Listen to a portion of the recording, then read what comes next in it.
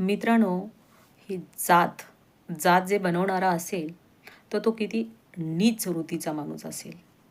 हे जात किती विकृत ज्वाला आहे आणि त्याच्यातून कोणाचा फायदा होतो.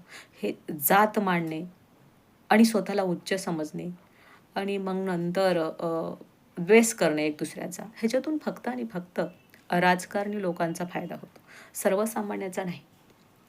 जे भारतीय स्वतःला हिंदू समजतात ते कोणत्या ना कोणत्या जातीमध्ये अडकलेले आहेत आणि त्या जातातून सुटका करून घेण्याची मानसिकता जोपर्यंत बनत नाही ना, तोपर्यंत जातीवादच राहतो. नेहमी स्वतःची जात श्रेष्ठ मानली जाते आणि त्यातूनच स्वतःबद्दल अहंकार आणि दुसऱ्याबद्दल तिरस्कार निर्माण होतो. जातीवाद प्रखर होतो.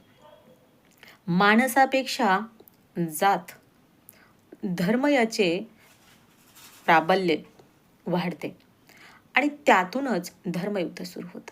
बुद्धाने जातीभेद नाकारला, असमानता, उच्च नीच भेद नाकारला. प्रत्येकाला स्वतंत्र, न्याय, समता, लोकशाहीतील जगण्याचे अधिकार दिलेत. सत्य वैज्ञानिक दृष्टिकोन दिला. संविधानात त्याचे प्रतिबिंब उमटले आहे. बुद्धाला जगाने स्वीकारले. जबरदस्त भौतिक मानसिक प्रगती केली. मानवतावाद जोपासला. प्रत्येक व्यक्तीचे महत्त्व जपले. विकासासाठी सर्व सुविधा दिल्यात. भारतात ब्राह्मणवाद, पाखंडवाद, असत्य, काल्पनिक कथांचा भडीमार सुरू आहे. बहुसंख्यांना शिक्षित, बेरोजगार, दरिद्री, असमाधानी ठेवून त्यांना गुलाम बनवण्याची प्रक्रिया भारत सरकारने सुरू केलेली आहे. त्यांना स्वावलंबी भारत नको, गुलामी भारत पाहिजे आणि त्यासाठी दहशतवाद, अराजकता, अंधश्रद्धा पसरवली जाते.